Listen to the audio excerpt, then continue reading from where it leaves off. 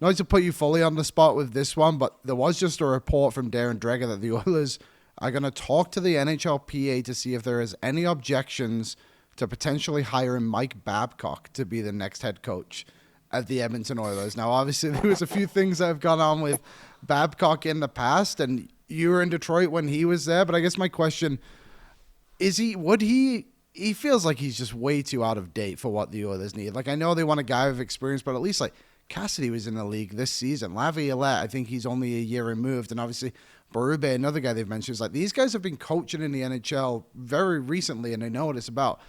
Last time Babcock was a coach in the NHL, he didn't even make it to the start of the regular season. Yeah, I mean, I would say this, that everyone, well, not, essentially everyone deserves a second chance in life, at work, right? Like, obviously there's ways that stop that out, but for the most part, everyone deserves a second chance. And Babcock's career blew up Yeah. in Toronto, right? Like, it absolutely blew up. He went from being the coach that every team wanted and Canada loved, right? To he's out of the game. He's out for a bit. He says he's learned, he's done whatever. And like you said, he doesn't even make it to training camp. And it's not like it was a different thing, it's essentially the same thing that happened. Right? So to me, regardless of the Oilers, I don't know how the PA or the NHL side, whatever, but the PA says okay on that. Yeah. I I just, it's just another headache that is just not needed. Because, like you said, he hasn't been coaching. The game has changed incredibly. Do I think he could do the X's and O's side? Of course he could. mhm. He's a really good hockey mind. He's shown that. That's not what we're talking about. But, man, from the time that he went out of the game to now, I mean, I played through some of that, and still even seeing some of the younger guys now, it is very, very different.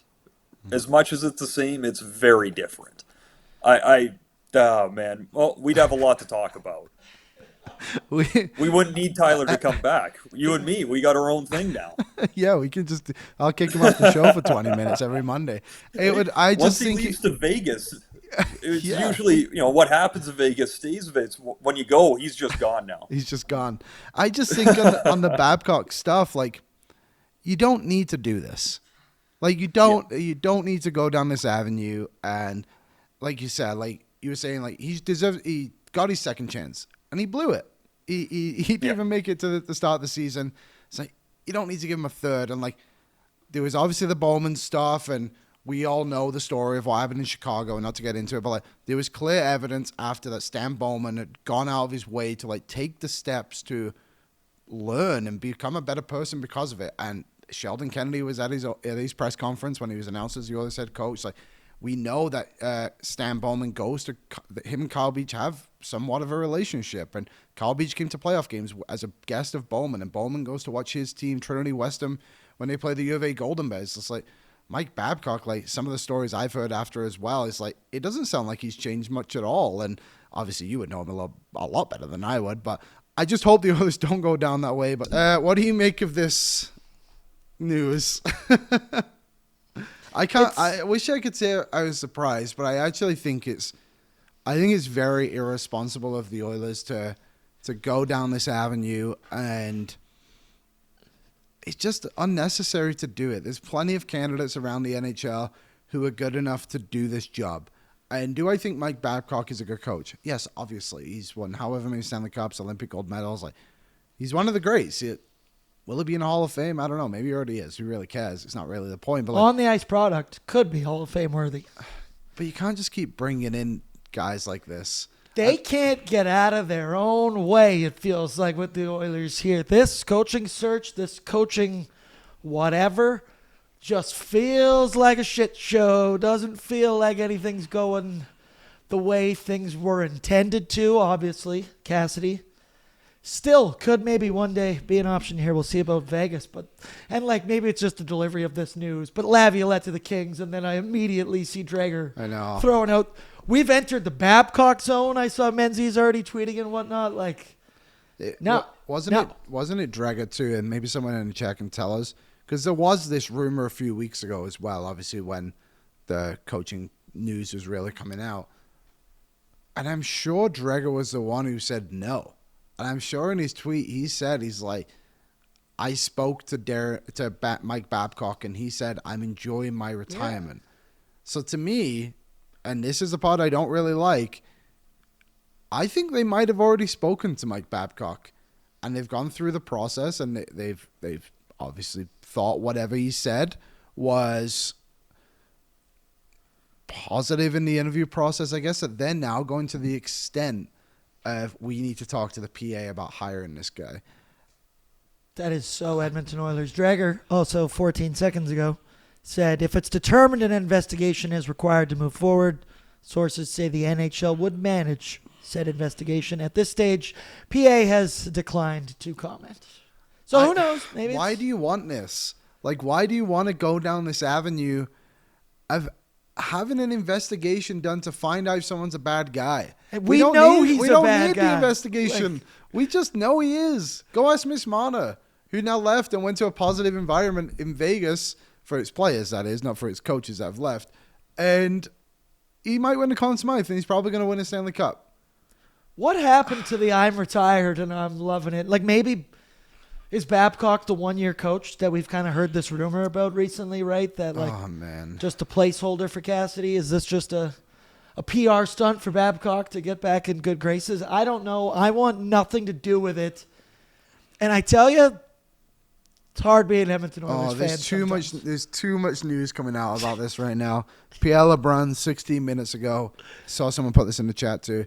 If Mike Babcock does end up as the coach in Edmonton, wouldn't surprise me if DJ Smith joined him again.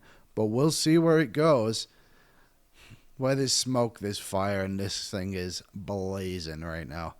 I can't believe they're doing this. Like, and hopefully this dies out and it's just a nothing. But this is... Hopefully the investigation says, this guy's a real big piece of shit. Remember when we investigated him on those two previous occasions? All that still stands, and we found more. Like, this would be insane. And honestly, I would really... Babcock has to give up his phone would be the only proper way to do this, right? This would really... it would really turn me off about this team. And I think if you're a player like Matt Savoy, Isaac Howard, Ty Emberson, Josh Szymanski, whatever other young guys, Quinn Hudson, whoever else it is, you're going to be looking at this situation and being like, this sucks. Like, this team, to me, is not putting its players first. And, like, I'm sure they spoke to McDavid, Draisaitl, whoever. Maybe they didn't. Like, there was the reports from, I can't remember who it was. They did say that McDavid isn't really that involved in this stuff. Obviously, there's some conversations. It's more Draisaitl and Hyman. It might have been Pagnotta, not to put words in their mouths, but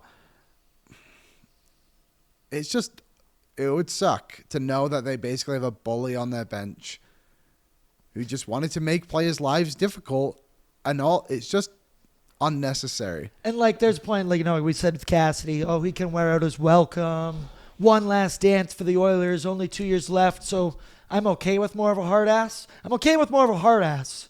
Not whatever name I need to call Mike Babcock, whatever. We all know what he is. I want nothing to do with it. I see Andrew. He goes, I don't know if I'd watch next year, boys. And I'm a guy who's here every day.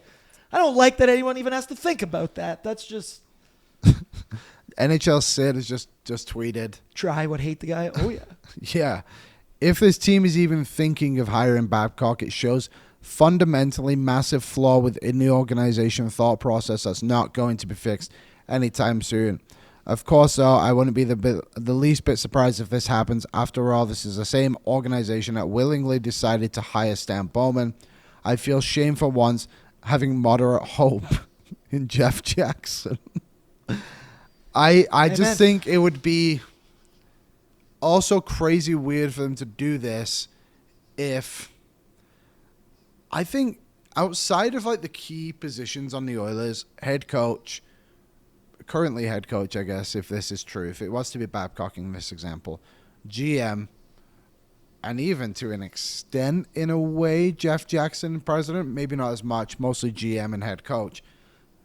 Why are you going so away from clearly what you are trying to become everywhere else, where you're bringing in people who are really making changes to the organization? I think of like Kelly Lawson, Kurt Hill obviously did a great job with the Oil Kings, and now he's an assistant general manager. You're entering the modern age. Yeah, like you're bringing in new faces who haven't really been in the league that much, but they're bringing like great Nobby ideas. being one of them. Nobby was one of them. Yeah, Knobloch was a good hire. They obviously went to 2 Stanley Cup finals. It didn't help after that.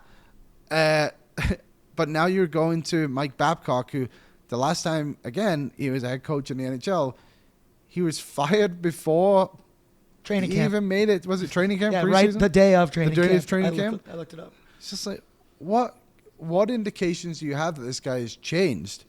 Hanson put in the chat, Hanso, I guess, whatever it is. You guys just don't want to win the cup then. It's like, I just don't think Mike Babcock's the guy who's going to do that. And when was the last, he won a cup in 2009, 08, something 08. like 08. Yep. Yeah, because they went to the final back-to-back years. Again, I think Mike Babcock has had a fantastic career.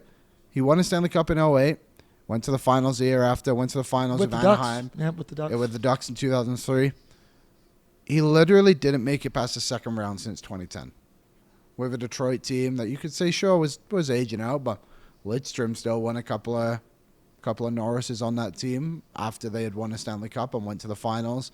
Pavel Datsyuk, if I'm not mistaken, won the Hart Trophy. Leafs team couldn't get past first round. Leafs team with some really great players on that team as well, of course. And then you go to Columbus, you get hired, you get fired. So The Naj, I like this. He says Oilers are not getting him because he does not want to coach. I'm just going to keep holding on to that report from a couple weeks ago.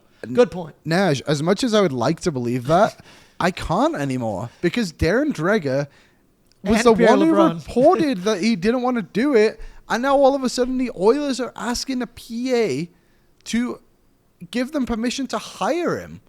And I hope this is a dead conversation by tomorrow. And I hope you're right, Naj, but I just don't believe it. I think Mike Babcock has quickly become the guy. Unless the PA, which I hope they do, put a stop to this immediately. The PA needs to stand up for his players. LeBrun as well. Thank you, Nugent Hopkins. The PA needs to stand up for his players, and they need to be like, no, Mike Babcock does not deserve a seat at the table. It's just not right. He's had his second chance, and he failed. And honestly, sorry, Aaron, Yeah. you should hear some of the stories Tyler tells behind the scenes of what he was like at the U of S, because it ain't good, and it proved that he is just, when the camera's in front of his face, he is the best friend you'll ever have. But off that camera, he is a bad guy. This is it's just messy as fuck, dude. Like, there's nothing about this whole process of the sneaky trying to interview Cassidy, having to fire Chris Knobloch, never totally feeling like they're having a plan. There's a leak in the organization. This is, as he bagged Milk had a tweet that he said, if these rumors are true, Stan should just start packing Connor's stuff himself. Like, this is, I hope they are focused on their vacations and this doesn't come across their desk, because this is just, it's not good. It does not feel like this team is as organized as they should be. And you keep making the point. You did it there with Ty. Draft right around the corner. Then free agency is going to be here. Why are we throwing out names like Babcock on June 8th with actual validity to them if it is Darren Dreger and Pierre LeBrun? This is... I think the Oilers would have a tough time getting free agents. I really do. They would have a very difficult time getting them. How do I know this is really like bottom of the barrel stuff, but how do college free agents feel about coming here? The Oilers have had really good success the last couple of years finding guys from Europe and college who are younger and want to come. Brian says better off with Berube. Man, Berube, as bad as he was last season, and he was, I don't want that to be understated, they won the Atlantic Division a year before. And I know that kind of meant nothing in the end because they got knocked out. And was it Game 7 against Florida, Game 6, whatever it was? They had a lead in that series, and then it kind of fell apart on them. And I don't know how much of that is on Berube or the spine of the Toronto Maple Leafs being as strong as a flexible ruler. Oh. I think Berube would actually, the more I've kind of thought about it, would like be a perfectly fine one. That's the lesser of two evils between the two. Yeah, of them if I had to for pick sure. the two, it wouldn't even really be a conversation because Mike Babcock wouldn't be on my list. I wouldn't even a few years ago, we all were so upset that the Oilers kept going to the old boys club. And the old boys club was obviously the guys who won the cups in the 80s and they were around.